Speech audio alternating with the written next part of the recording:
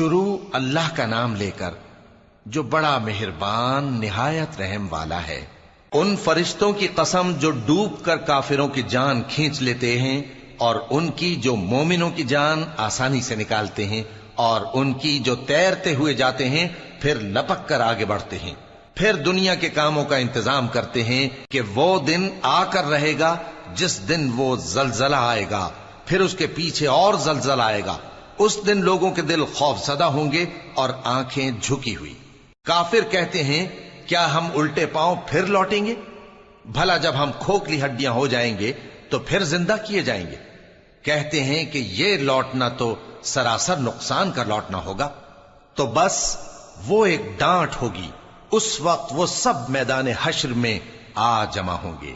بھلا تم کو موسیٰ کی حکایت پہنچی ہے جب ان کے پروردگار نے ان کو پاک میدان یعنی طویٰ میں پکارا اور حکم دیا کہ فرعون کے پاس جاؤ کہ وہ سرکش ہو رہا ہے، پھر اس سے کہو کہ کیا تو چاہتا ہے کہ پاک ہو جائے اور میں تجھے تیرے پروردگار کا رستہ بتاؤں تاکہ تجھ کو خوف پیدا ہو؟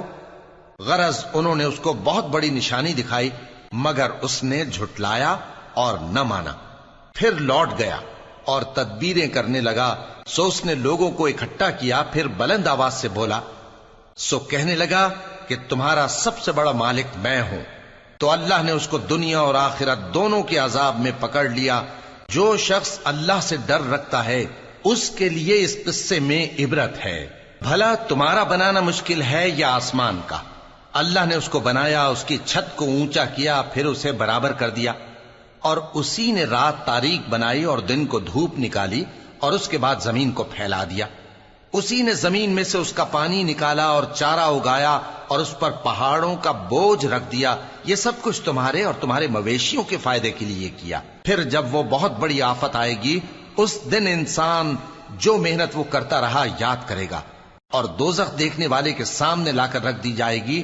اب جس نے سرکشی کی اور دنیا کی زندگی کو مقدم رکھا تو اس کا ٹھکانہ دوزخ ہی ہے، اور جو اپنے پروردگار کے سامنے کھڑے ہونے سے ڈرتا اور نفس کو بیجا خواہشوں سے روکتا رہا تو اس کا ٹھکانہ بہشت ہی ہے۔ اے پیغمبر صلی اللہ علیہ وآلہ وسلم، لوگ تم سے قیامت کے بارے میں پوچھتے ہیں کہ اس کی آمد کب ہے، سو تم اس کے ذکر کی طرف سے کس فکر میں ہو؟